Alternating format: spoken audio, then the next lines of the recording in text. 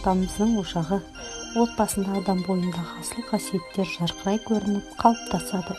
Отанға деген ыстық сезім жақындарына, туған-туысқандарына деген сүйіспеншіліктен басталады.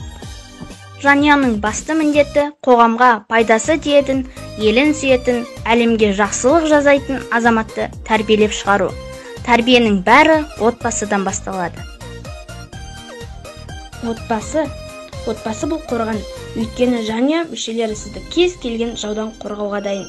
Біз тату өмір сүруге және ұрыспауға тырысамыз. Әкем көп кітап оқиды және қызықты әңгімелерді айтуды ұнатады. Ал анам әлемдегі ең дәмді тағамдарды дайындайды. Олар маған ешқашан айқайламайды. Кінәлі болсам жай ғана қателігімді түсіндіреді. Ал мен өз кезегімде оны қайталамауға тырысамын.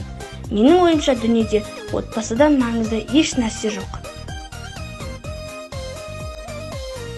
Менің жанұям өте берік және мейірімді. Барлығы бір-бірін құрметтейді және әр мүшенің өзінің атқаратын рөлі бар. Мысалы, анам балалардың ауа райына сай киінуін және үйдің тазалығының сақталуын қамтамасыз етеді. Ал әкем үйдегі барлық қара жұмысты өз мойнына алады. Ол бізге әрқашан көмек көрсетуге дайын. Атам мен апам зейнеткерлікке шыққан. Олар көп уақытын бақшада көкөністер мен жемістерді өсірумен өткізеді. Сондықтан біздің дастарханда үнемі жаңа піскен тағамдар тұрады. Мен өз ата-анамды сүйемін.